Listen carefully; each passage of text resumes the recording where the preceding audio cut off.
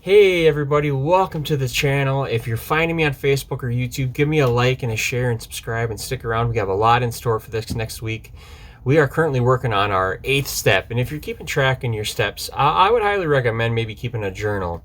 I have a 12-step journal and a recovery journal, and the 12-step journal is where I keep track of where I am at in the steps.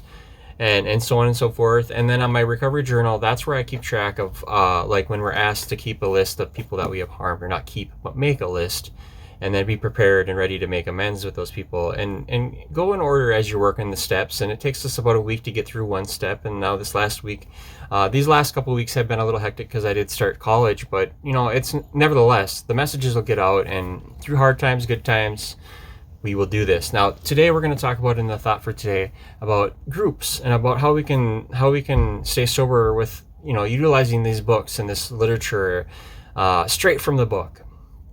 So today is January 21st. So to grasp this recovery program, we have to think things out, right? So St. Paul once said, "They are transformed by the renewing of their minds."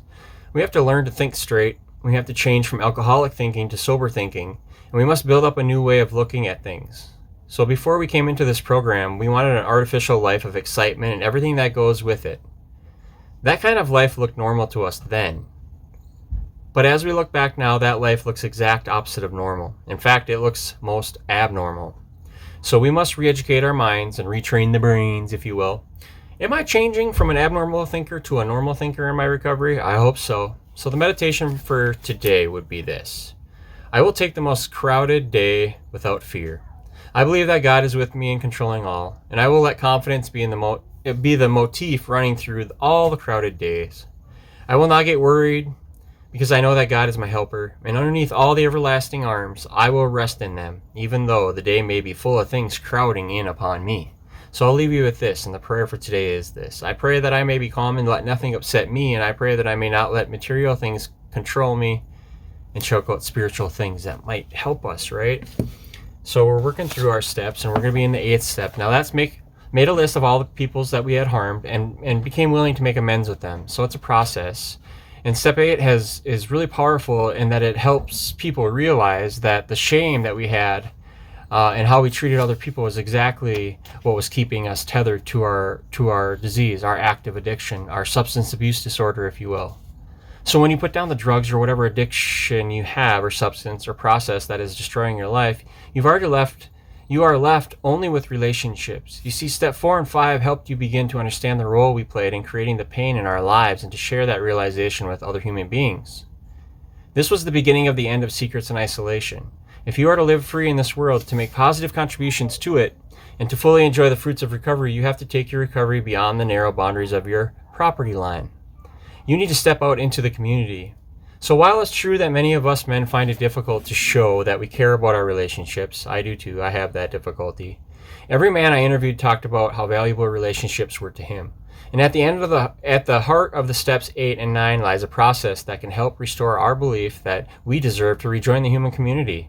And once you become more honest with ourselves, we may discover that it's not just you that you don't want to be a part of the community again, but rather that you may not be sure you know how to do so, or even if you deserve this. And I can relate to those feelings, and we'll pick up with this tomorrow. But those feelings of shame and guilt and not being good enough come along just at the right times to make us feel just less than worthy. But if we look at this thing in a totality, right, we've got worth.